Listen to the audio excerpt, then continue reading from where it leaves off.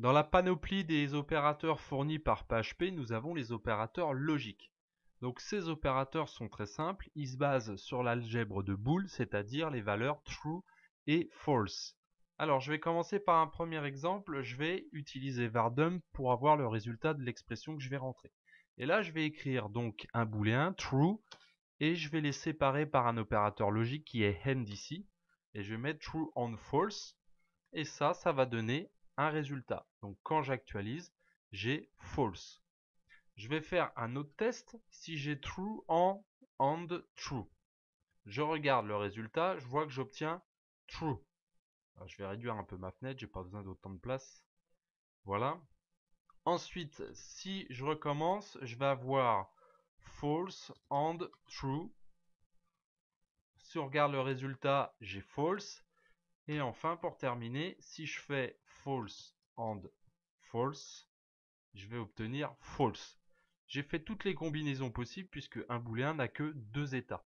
Et vous voyez qu'il n'y en a qu'un seul qui renvoie true, c'est lorsque les deux sont vrais. Cela nous permet de parler de la table de vérité. Donc c'est la combinaison des deux éléments. Alors là j'ai utilisé le et, mais en fait vous avez ce symbole là ou celui-là. C'est exactement le même résultat, c'est la priorité des opérateurs qui va changer si vous utilisez le double esperluette ou le AND. Alors par habitude, on utilisera celui-là, sauf s'il y a un besoin spécifique d'attribuer une priorité supérieure à un opérateur dans le test que l'on doit faire. Je reviendrai dans un cours futur sur la priorité des opérateurs.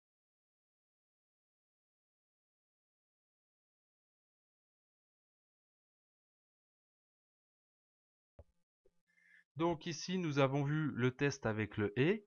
Donc sachez que je peux remplacer chaque et par l'esperluette, comme je l'ai fait ici. On obtiendra exactement le même résultat. Maintenant, je vais utiliser le OU. Alors le OU, il s'écrit soit OR, soit on utilise le double caractère pipe. Là, je vais faire un vardump et je vais faire true ou false. Quand vous regardez le résultat, j'obtiens true. Donc je vais faire toutes les combinaisons possibles. Je vais faire true ou true, false ou true, et je vais faire false ou false. Et quand on regarde le résultat, j'ai ces quatre résultats-là. Et vous voyez qu'il n'y a que dans un cas où on a faux, alors que pour le et, il n'y avait qu'un cas où on avait vrai. Et quand on regarde la table de vérité du ou, voilà ce que ça donne. On est, dès lors que une des opérandes est à true, alors le test logique retournera true.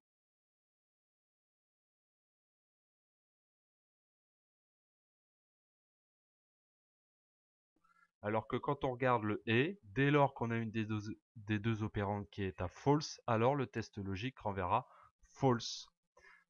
Parmi les opérateurs logiques, il nous reste un opérateur, c'est l'opérateur not. Alors c'est très simple, il a pour objectif d'inverser la valeur booléenne d'une valeur. Donc si je marque cela, du coup j'ai un résultat qui est équivalent à false. Si je marque cela, donc point d'exclamation false, j'aurai une expression qui retourne true. Si je fais ça via un vardump, je vais obtenir les deux dernières valeurs. Vous voyez, j'ai l'inverse de true qui est false et j'ai l'inverse de false qui est true. Alors à quoi ça peut servir ça? Tout simplement quand on fait des tests, on peut vouloir inverser l'action à mener. Donc ça j'en reparlerai. Juste avant de terminer ce cours, je vais vous parler de l'opérateur logique XOR. Alors en fait c'est très simple, celui-là il marche pas tout à fait comme un OU. Il va renvoyer lorsque l'un des deux est vrai, mais pas les deux. Par exemple si on fait true XOR true, vous allez voir qu'il va vous renvoyer false, puisqu'il y a un seul des deux qui doit être vrai. Par contre ici si je renvoie false, si je fais true XOR false, là il va m'envoyer true parce qu'il y a une seule des deux qui est vraie. Donc ça c'est pratique. Pratique lorsqu'une seule des deux opérandes doit être true. Ça peut servir dans certaines situations, donc il faut le savoir. Voilà, j'ai fait le tour des opérateurs logiques. Je vous invite à consulter les autres cours. À bientôt.